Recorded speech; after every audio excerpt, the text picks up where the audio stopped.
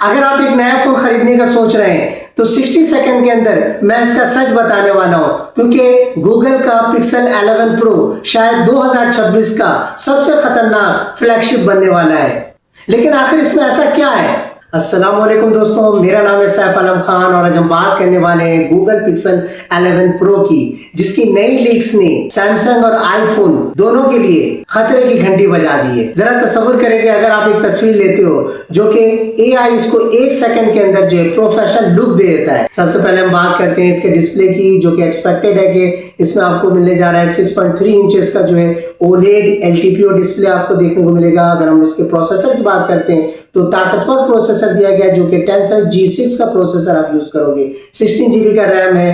इसके अलावा स्टोरेज की बात करते हैं तो इसमें आपको दिया जा रहा है 1 टेराबाइट्स तक का स्टोरेज आप यूज करोगे। अगर हम इसके कैमरे की बात करते हैं तो ट्रिपल कैमरे का सेटअप दिया गया है, जो कि 50 मेगापिक्सल इसका मेन कैमरा होगा, 48+48 मेगापिक्सल आप यूज करोगे। इसके साथ साथ जो है आपको जदीद एंड्रॉइड 17 का जो है जेमिनी AI का फीचर दिया गया है।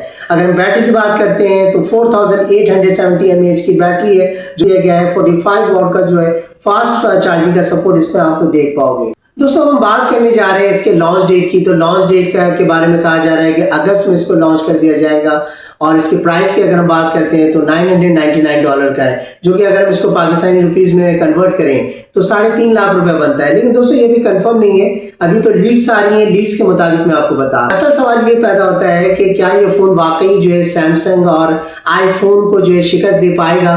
लेकिन इसका फैसला उस वक्त होगा जब ये ऑफिशियल लॉन्च होगा। अगर आपको फ्री में जो है गूगल पिक्सल 11 प्रो दिया जाए या सैमसंग दिया जाए या आईफोन दिया जाए तो आप कौन सा लेना पसंद करेंगे?